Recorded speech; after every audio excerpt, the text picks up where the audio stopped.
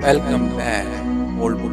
Hello friend, welcome back. आपका स्वागत है आपके अपने ओल्ड बुक एकेडमी चैनल में। और जैसा कि हम सीडीपी की क्लास चला रहे हैं और इसमें हम रोजाना के 10 क्वेश्चन को डिस्कस कर रहे हैं। प्रीवियस ईयर के क्वेश्चन है, वेरी वेरी इंपॉर्टेंट क्वेश्चन रहेंगे आपके लिए सीटेट के लिए। आप किसी भी एग्जाम की तैयारी कर रहे हैं, अगर पेडागोजी पूछी जाती है तो ये क्वेश्चन आपके लिए हेल्पफुल रहेंगे।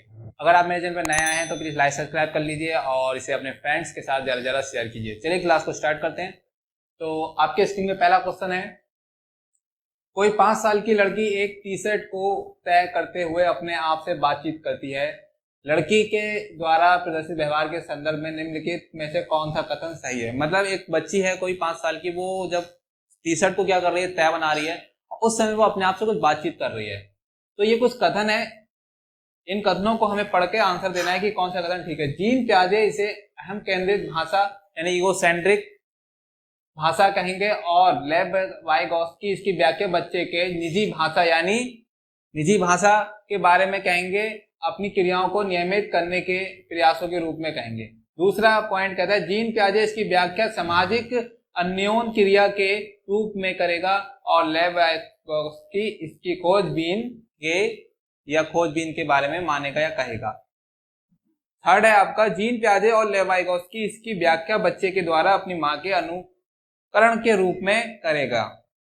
और डी है, जीन प्याजे और लेव वाइगोस्की इसकी व्याख्या बच्चे के विचारों को अहम केंद्रित प्रकृति के रूप में कहेंगे। तो देखिए, जीन प्याजे और आपके वाइगोस्की जो हैं, इन्होंने जब बच्चा जिस एज का, ये आपका 5 साल के बच्चे की बात कर रहे हैं, इस एज में क्या होता है, बच्चा अपने आप से बातें करता है, अपने आप से डायरेक्शन देता है, मतलब अपने आप से बात करता है कोई काम करते हुए कि अरे ये तो ऐसे लगना चाहिए था और मैं ऐसे कर रहा हूं, इसको ऐसे लगाना चाहिए था, इस टाइप की कुछ अपने आप से टॉक करता है वो। तो जीन प्याजे इसको कहते हैं अहम केंद्रित, ईगोसेंट्रिक कहते हैं। क्या कहते हैं? ईगोसेंट्रिक कहते हैं। लेकिन लेव वाइगोस्की है जो वाइगोस्की जो है, इसकी व्याख्या बच्चों के द्वारा निजी भाषा उनकी क्या कहते हैं, अपनी मतलब एक सेल्फ, अपने आप सेल्फ डायरेक्शन की बात करते हैं कि वो अपने आप को सेल्फ डायरेक्ट कर रहा है और कंस्ट्रक्ट कर रहा है, क्रियाओं को नियमित करने के प्रयासों के रूप में कहेगा। तो यहां पर जो है ये ईगोसेंट्रिक की बात कर रहा है, ईगोसेंट्रिक की बात करते हैं प्याजे। जीन प्याजे जो हैं वो अहम केंद्रित यानी ईगोसेंट्रिक की बात करते हैं, एकदम ठीक बात कह रहे हैं। और जो वाइगोस्की हैं वो निजी भाषा की बात करते हैं कि बच्चा जब अपने आप से बातें करता है तो उसको क्या बोला उन्होंने, निजी भाषा यानी निजी भाषा के बारे में बोला है। तो ये आपका जो ऑप्शन ए वाला है एकदम करेक्ट है। अब आगे देखते हैं हम। एक ये क्वेश्चन भी काफी आया था, इस पे काफी लोगों को कंफ्यूजन रहा कि लिंग या जेंडर के बारे में पूछा था कि लिंग है, शारीरिक संरचना है, सहज गुण है, सामाजिक संरचना है, जैविक सत्ता है, ये बताना था। देखिए अब मैं इसके बारे में क्लियर बात कर दूं कि लिंग यानी जेंडर और सेक्स दो होते हैं लेकिन मतलब एक ही होता है। जो सेक्स होता है वो होता है बायोलॉजिकल कंसेप्ट होता है और लिंग यानी जेंडर जो होता है वो सोशल होता है। ठीक है, तो सोशल यानी सामाजिक। तो अब मैं यहाँ पर हम क्या पढ़ रहे हैं, यहाँ पर सीडीपी पढ़ रहे हैं या चाइल्ड डेवलपमेंट पढ़ रहे हैं, आप साइकोलॉजी पढ़ रहे हैं। तो इसके अकॉर्डिंग जो इसका आंसर है ना वो सामाजिक, ये हमारे समाज ने बनाया हुआ है। क्या बनाया हुआ है? लिंग यानी जेंडर का जो पक्षपात कह लो या जो इसके विभेद है दोनों में, तो ये समाज की संरचना है, सामाजिक संरचना है। अगर यहाँ पर ये साइंस के पेन में पूछा जाता है कि लिंग क्या है, सेक्स क्या है, तो आपको क्या मिलता है? शारीरिक संरचना। देखिए आप जब किसी भी डॉक्टर के पास जाते हैं तो वहां पर जेंडर नहीं लिखा मिलेगा, आपको मिलेगा लिंग, मतलब सेक्स मिलेगा कि व्हाट इज द सेक्स यानी मेल या फीमेल। लेकिन अगर आप कहीं कोई फॉर्म भर रहे हैं कोई ऐसा जैसे कि एग्जाम से रिलेटेड, तो वहां पर जेंडर मिलेगा आपको। तो ये डिफरेंस क्यों है, ये आपको डिफरेंस क्लियर हो गया होगा। चलिए इसका आंसर आपका सी होगा। उसके बाद थर्ड क्वेश्चन है, जो वाइगोस्की के समाज संरचना सिद्धांत में दृढ़ विश्वास रखने वाले शिक्षक के नाते आप अपने बच्चों के आंकलन के लिए निम्नलिखित में किस विधि को वरीयता देंगे। यानी जो वाइगोस्की हैं वो आपको पता है सोशल कल्चरल कंस्ट्रक्टिव हैं और वो क्या करते हैं कि हर चीज में कहते हैं कि बच्चे को क्या करा जाए, समाज से जोड़ा जाए, अपने कल्चर से जोड़ा जाए, क्योंकि उससे वो चीजों को सीखता है। तो इसमें पॉइंट दिए गए हैं, जो आपका असेसमेंट है वो किस बेस पे आप करेंगे ये बताना है। पहला ए है कि मानकीकृत परीक्षण या तथ्यों पर आधारित प्रत्यास्मरण के प्रश्न या बहुपरक बहुविकल्पी प्रकार के प्रश्न या सहयोगी प्रोजेक्ट। तो इन सब में एक चीज देख रहे हैं, स्टैंडर्ड परीक्षण आपने दे दिया, स्टैंडर्ड परीक्षण दिया तो इसमें कोई भी मतलब क्या आपका किसी से मिलना जुलना या कह सकते हैं आप समाज के बीच में इंटरेक्ट नहीं कर रहे हैं। तथ्यों पर आधारित प्रत्यास्मरण के प्रश्न पत्र, इसमें भी नहीं। बहुपरक बहुविकल्पी प्रश्न एमसीक्यू की बात कर रहे हैं तो वहां भी नहीं। लेकिन सहयोगी प्रोजेक्ट जो है, जहां पर 3-4 बच्चे या आपकी टीम बना दी 2-4 बच्चों की, या क्या कहते हैं 3-4 या उससे ज्यादा, एक क्लास डिवाइड कर दिया 2 क्लासों में, तो वो सब एक साथ काम करेंगे कहीं ना कहीं एक दूसरे को कोऑपरेट करते हुए। तो वहां पर वो क्या सीखेंगे, वो सामाजिकता सीखेंगे, कल्चरल सब चीजों को क्या करेंगे, कोऑपरेट करना सीखेंगे, एक दूसरे से इंटरेक्ट करेंगे। तो वो जो है आपका आंसर डी वाला आंसर इसका करेक्ट आंसर रहेगा। नेक्स्ट पे चलते हैं। अपनी कक्षा की व्यक्तिगत विभिन्नताओं से निपटने के लिए शिक्षक को चाहिए कि बच्चों को उनके अंकों के आधार पर अलग कर नामित करें। ये कह रहे हैं कि अगर जो इंडिविजुअल डिफरेंसेस हैं तो उसमें क्या करना है कि बच्चों को आप नामित कर दें उनके अंकों के आधार पर या उनके ग्रेड के आधार पर, उनको क्या कर दें, डिफरेंशिएट कर दें कि वो अलग अलग पता लगे। तो पहला ऑप्शन कह रहा है कि बच्चों क्या करना चाहिए, तो पहला ऑप्शन कह रहा है बच्चों को उनके अंकों के आधार पर क्या करें, डिफरेंशिएट कर दें, नामित कर दें, चिन्हित कर दें। दूसरा कह रहा है बच्चों से बातचीत करें और उनके दृष्टिकोण को महत्व दें। और उसके बाद जो है आपका विद्यार्थियों के लिए कठोर नियम लागू करें, शिक्षक और आंकलन के समान और मानक तरीके हों। देखिए पहली बात है कि आप इसमें बोला है बच्चों को उनके अंकों के आधार पर, तो ये बिल्कुल कि हम किसी को भी लेवल नहीं करेंगे। क्या बच्चों को लेवल नहीं करना है कि ये 90% वाला है तो बहुत इंटेलिजेंट है, ये 60 वाला है तो ठीक है, और ये भाई 45% वाला तो बहुत ज्यादा मतलब बेकार बच्चा है, तो ये नहीं कर सकते हम। दूसरा कह रहे हैं बच्चों से बातचीत करें और उनके दृष्टिकोण को महत्व दें। देखते हैं अभी दृष्टिकोण को महत्व दें। और फिर कह रहे हैं विद्यार्थियों के लिए कठोर नियम, तो ये भी आपका कट गया कि भाई हम क्या है, कठोर नियम नहीं अपनाएंगे, शिक्षण और आंकलन के समान मानक होने चाहिए। शिक्षण और आंकलन के समान मानक कैसे हो सकते हैं, कहीं ना कहीं तो भाई लचीलापन होता ही है। तो ये जो दूसरा आपका है बच्चों से बातचीत करें और उनके दृष्टिकोण को समझें। बच्चों के दृष्टिकोण को समझने के बाद उनको हम अच्छी तरीके से क्या प्रोवाइड कर सकते हैं, शिक्षण, या उनको जो उनकी कमियां हैं जो वो नहीं सीख पा रहे उनको हम अच्छा प्रोवाइड कर सकते हैं। चलिए आगे देखते हैं। 5 नंबर है आंकलन उद्देश्यपूर्ण होता है यदि। आंकलन जो असेसमेंट है वो आपका उद्देश्यपूर्ण कब होगा ये बताना है। पहला कह रहे हैं इससे विद्यार्थियों और शिक्षकों को फीडबैक प्राप्त हो। दूसरा कह रहे हैं कि ये केवल एक बार वर्ष के अंत में हो। और तीसरा कह रहे हैं विद्यार्थियों की उपलब्धियों में अंतर करने के तुलनात्मक मूल्यांकन किया जाए, या इससे विद्यार्थियों में भय और तनाव का संचार हो। तो सबसे पहली चीज ये कैंसिल हो गया कि भय तनाव हमें नहीं किसी भी प्रकार से पैदा करना बच्चे के बीच में। ओके, उसके बाद विद्यार्थियों की उपलब्धियों में अंतर करें, ये भी नहीं करना, हमें अंतर नहीं करना है, दोनों में सबको एक रूप एक ही तरीके से देखना है। उसके बाद कह रहे हैं कि यह केवल एक बार वर्ष के अंत में एक बार, तो ये तो खत्म ही हो गया। सबमिटेड जो पहले होते थे कि 2 बार होते, लेकिन अब तो काफी आपके वीकली और क्या कहते हैं डे बाय डेज भी हो जाते हैं कभी कभी, तो आपका असेसमेंट अलग चलने लगा है। ठीक है, उसके बाद कह रहा है कि विद्यार्थियों और शिक्षकों को प्रतिपुष्टि प्राप्त हो सके। आंकलन ऐसा होना चाहिए कि बच्चे के बारे में फीडबैक मिल सके कि बच्चा कितना करना सीखा है, कितना नहीं सीखा। ये आपका जो है पहला बिल्कुल करेक्ट आंसर है।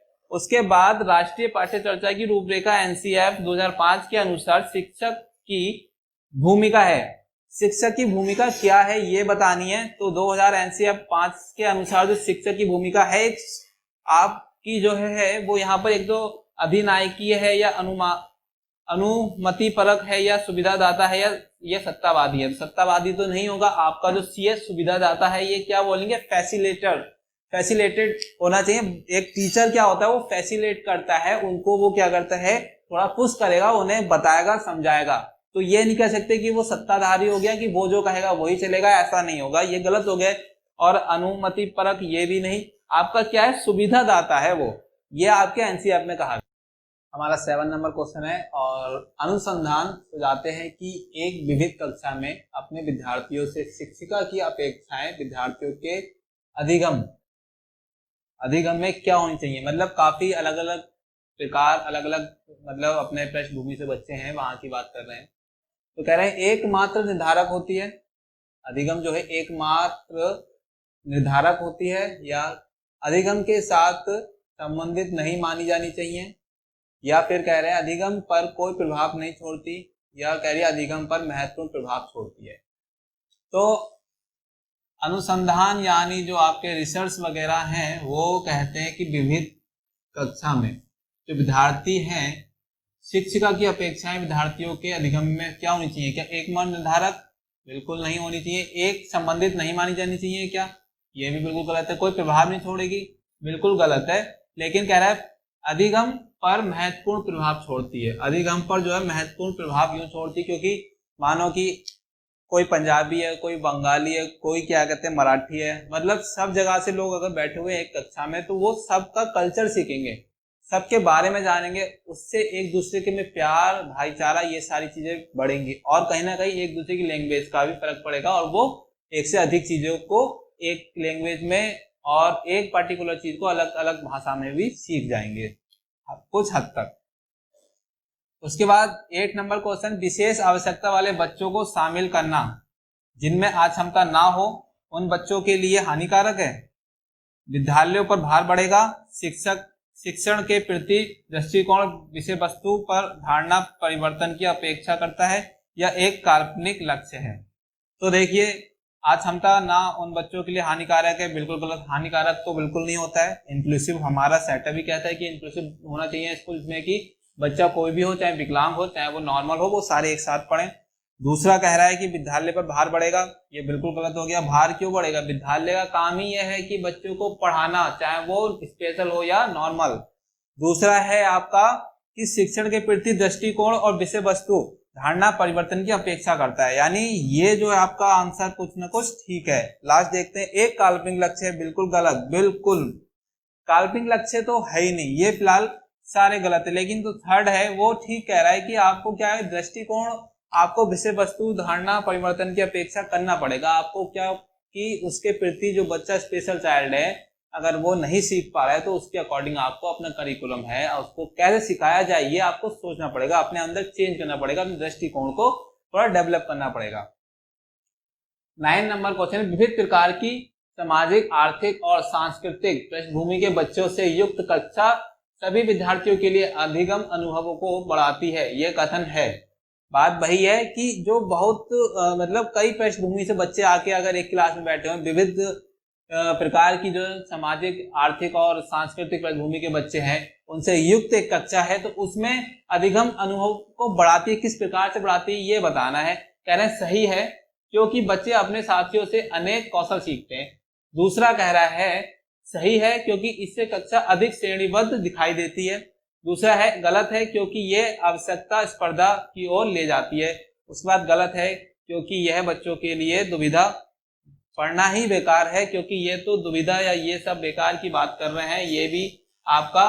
और श्रेणीबद्ध से मतलब नहीं होता, श्रेणीबद्ध से मतलब नहीं है, बच्चा सीखे, बच्चे को ऊंच नीच की भावना नहीं हो कि मैं आर्थिक, मेरे पास कपड़े अच्छे नहीं है, ये सारी चीजें, या वो अच्छा नहीं कर सकता। जो गरीब का बच्चा है वो भी अच्छा कर सकता है और जो एक अमीर का बच्चा है वो बिल्कुल अच्छा नहीं कर सकता, ये भी हो सकता है। मतलब कह सकते हैं पहलवान का बच्चा पहलवान नहीं बनता, ये कहना हमारा ठीक रहेगा कि वो पहलवान ही नहीं बनेगा, ऐसा नहीं कह सकते कि पहलवान ही बनेगा। तो ये जो आपका पहला ऑप्शन है कि सही, क्योंकि बच्चे साथियों के अनेक कौशल सीखेंगे। मानो पंजाबी है तो पंजाबी से जो बच्चे मतलब कि और लैंग्वेज के हैं तो वो उससे कुछ और सीखेंगे, और लोग मतलब अलग अलग लैंग्वेज के हैं तो वो उनसे लेंगे, मतलब क्या करेंगे, एक्सचेंज चल रहा है, कुछ ना कुछ वो एक दूसरे से सीखेंगे।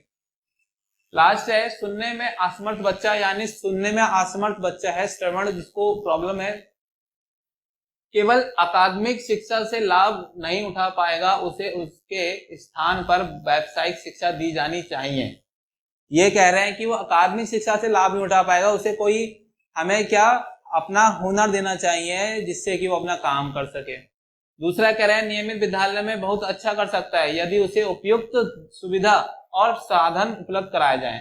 ये कह रहा है कि नियमित स्कूल में भी बहुत अच्छा कर सकता है वो बच्चा अगर उसे क्या है, उपयुक्त सुविधा और साधन दिए जाएं। उसके बाद थर्ड कहता है नियमित विद्यालय में अपने सहपाठियों के समान कभी प्रदर्शन नहीं करेगा। गलत, कभी कह ही नहीं सकते किसी की प्रतिभा को हम नहीं, मतलब कि ये कह सकते कि वो ये नहीं कर सकता। जो सुन नहीं सकता क्या वो बड़े बड़े एग्जाम पास नहीं कर सकता? बिल्कुल करता है। और श्रवण असमर्थता वाले बच्चों के लिए विद्यालय में ही भेजा जाना चाहिए। ये बिल्कुल गलत है। देखिए आपका पहला बिल्कुल गलत है कि नियमित विद्यालय में उपयुक्त सुविधा और साधन उपलब्ध कराए जाएं। ठीक, दूसरा कह रहा है आपका पहला कह रहा है केवल अकादमिक शिक्षा से लाभ नहीं उठा पाएगा, उसे क्या है व्यावसायिक शिक्षा। ऐसा कोई है कि उसे आप नॉर्मल जो अकादमिक ना पढ़ाएं, एकेडमिक ना पढ़ाएं और उसे व्यावसायिक सिखा दें। भाई एकेडमिक भी जरूरत है उसके लिए और व्यावसायिक भी जरूरत है, तो कहीं ना कहीं इसमें ये चीज निगेटिव हो गई। दूसरा नहीं है, ये नियमित विद्यालय में बहुत अच्छा कर सकता है, उसे उपयुक्त सुविधा और साधन उपलब्ध कराया जाए। बिल्कुल ठीक कह रहे हैं कि अगर उसे उपयुक्त सुविधा और साधन दिए जाए तो वो ठीक कर सकता है। और फिर ये भी गलत हो गया और ये भी गलत हो गया। सो फ्रेंड्स, अगर आपको ये वीडियो बहुत अच्छी लगी है और अगर आप इस वीडियो में जो क्वेश्चंस हैं उनको बार बार रिपीट करें, जिससे क्या होगा आपके एग्जाम में ये हेल्प करेंगे। तो अगर आप चैनल पे नए आए हैं तो प्लीज लाइक सब्सक्राइब करें और ज्यादा से ज्यादा अपने फ्रेंड्स के साथ इसे शेयर करें। Thank you for watching. Thank you for watching my channel and please like, subscribe and share.